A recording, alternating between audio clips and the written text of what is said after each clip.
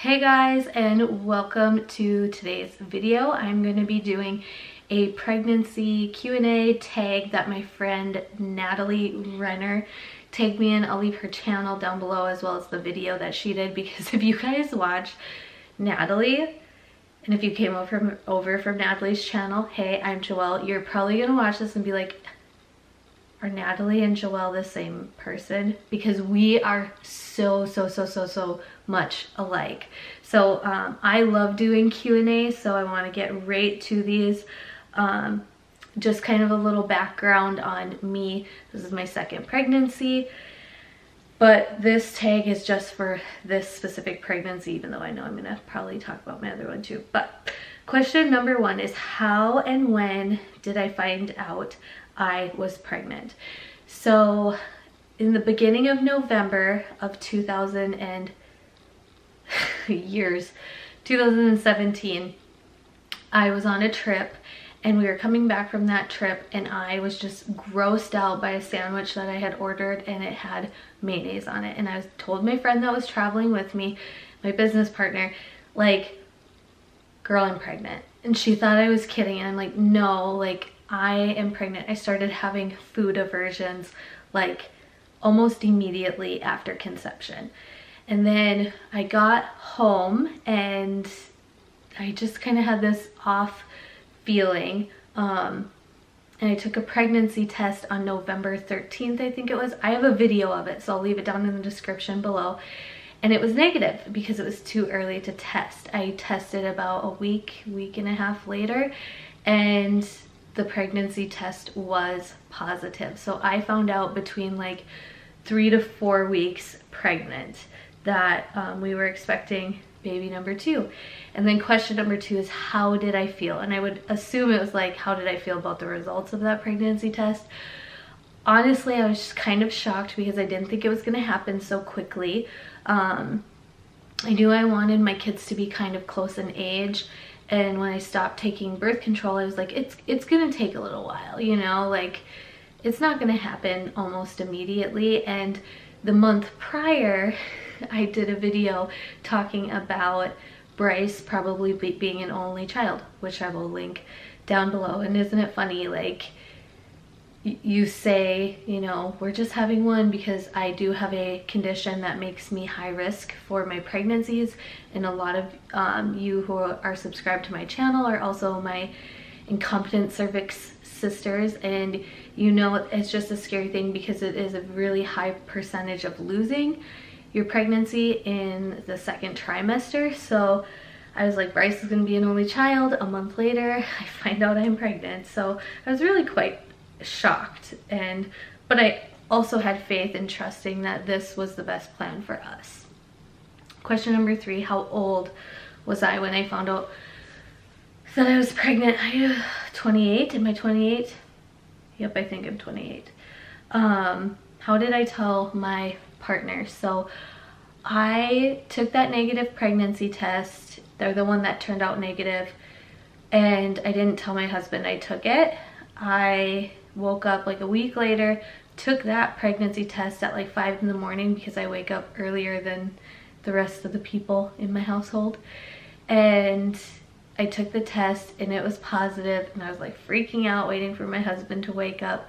And my son woke up first, so I got my son out of bed, changed his diaper, handed him the pregnancy test and said, bring this to Dad. And my husband saw what was in our son's hand and was just like shocked. He's like, really? And he was super excited and happy. So that's how I told my husband. With my first, I went and got a pizza, and he came home from work, and like, he opened the pizza box and it said special delivery, I'm pregnant, and on like the lid of the pizza box. So that was super special. But it was special too that our son came in with the pregnancy test and it said pregnant right on it. Did I wait 3 months to tell people why? Why not? I did not. With my high risk condition, I chose to tell like almost immediately. And because my job is on social media, we told at about was it 8 weeks or 10 weeks between there, I think. I just want if I'm gonna have the moment of sadness, I want the moment of celebration. Kind of the same way Natalie described it in her video. Like, I want to be real and honest, and if I go through something like a miscarriage or a loss, I know it'll be a lot easier opening up about it and gaining support from my amazing positive friends on social media. I'm just an open book like that. Like, I know some people with my condition even keep it a secret until they're like halfway through the pregnancy or past 24 weeks, which is the first viability milestone. But for me, I was just like, I just want to tell people so then we can start the prayer chain. And yeah, that's just me and how I did that. 6, is this my first? No, this is my second. Do I want more? To be determined. I am glad we're having 2 boys close in age. If we have a third, I want a large age gap. My husband said we're having 2. He's gonna make the appointment, which I'm not rushing him to make that appointment to, you know, but I think we'll just see how it goes with the 2 for a while, and then to be determined from there. Number 8. My biggest craving during pregnancy is anything I don't cook. With both my pregnancies, I hated cooking. I do not want to make something and then eat it, but I will eat anything if it is brought to me. So root beer floats, I craved with both of my pregnancies, hardcore, and then also candy, and also pop, and also, what did I write down? Oh, BLTs. So bacon, lettuce, tomato with spicy brown mustard. Both of my pregnancies, I craved that. Now towards the end of pregnancy, cravings kind of go away, and a little bit of my food aversions are coming back. What's the best part of being pregnant is question number 9. And I think for me, the best part is feeling the baby's movement and just knowing that we have this bond, or like I have this bond with my children forever. Like, I really, really love when the baby moves and when the baby kicks, and trying to figure out, is he head down, where's his bum? Like, I love just that feeling of him growing. What's the worst part of being pregnant is heartburn. Even though I had heartburn before pregnancy, heartburn is just the worst when you're pregnant, and it gets caused by everything, even ice water.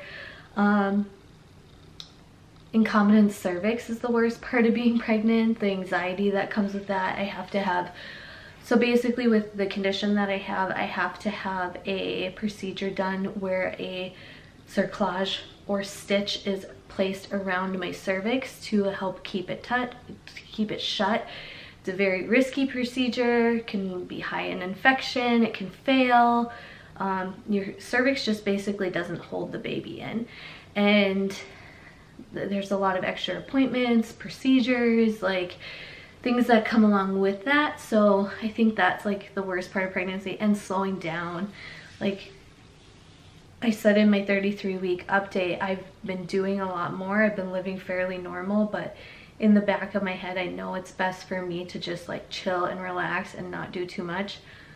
But I want to be active, and I know the benefits of being active while pregnant and for postpartum, but that just kind of stinks. Sorry, I have to like keep re-entering my password, and I'm getting out of breath because this baby's like right in my lungs. Will you find out the gender? What do you prefer? We did find out the gender for both of our pregnancies, and I'm really happy being a boy mom. I think every mom is super happy with the children that they have, and I've always wanted to be a boy mom. I always pictured myself being a boy mom. But now when I think about stopping having kids, I'm like, oh, but I want a little mini me. Like I want a little girl that, you know, is a little mini me. And then, do I have names picked out and what are the stories behind them?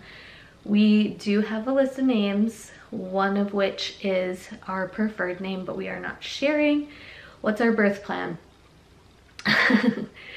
My birth plan is to have a baby. And I say that like so serious, you guys. Like, I laugh when people tell me like this is how they're gonna do things to a T.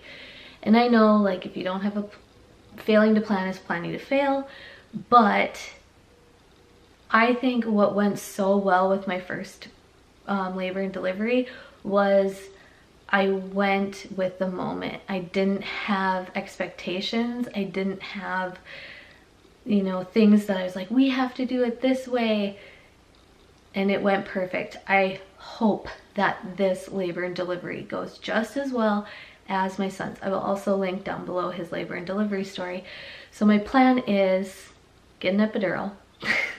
My next plan is it's just me and my husband in the room. I don't like having anybody else in the room. Just my husband and I and the doctors. And then vaginal birth. That would be the ultimate plan, but I am game for anything that needs to happen for this baby to come out. 14, will I breastfeed? I will not. If this baby is born preterm and has to spend an extended time in the NICU, which is common for people with my condition, then yes, I will probably let my milk come in and pump and bring the baby my milk and see where we go from there. But I will not be breastfeeding. It's just not for me. I already have a can of formula and no more milk tea, which Natalie, I want to send you a box of that because I accidentally ordered 3 boxes of that. But side note, so no, I don't plan on nursing. It just doesn't seem like it's just not a good fit for me. And then, oh, I thought this question, then do I plan to work or be a stay-at-home mom? I work from home. I am a virtual health and fitness coach. That is my full-time job. That is our main household income. If you guys have been following me for a long time, you know I've been doing that for over 7 years now. And so I work from home. Will I make my own baby food? Is question 16. No. Question 17, any nursery ideas or themes? I actually am just taking my son's nursery theme was this buffalo plaid, and I'm just moving that into this room because we changed out Bryce's to being like Batman.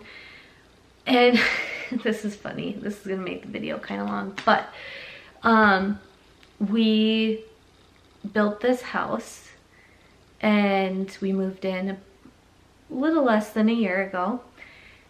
I have yet to put holes in my walls, so there's nothing hanging on the walls, and I won't be hanging anything on the walls for quite a while because I just love the way the walls look with nothing on them.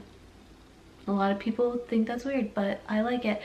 And so basically for nursery decorations, it'll be the crib bedding is like this, and then I have this blanket and then a few like tote storage boxes that have this print, but that's really it for theme.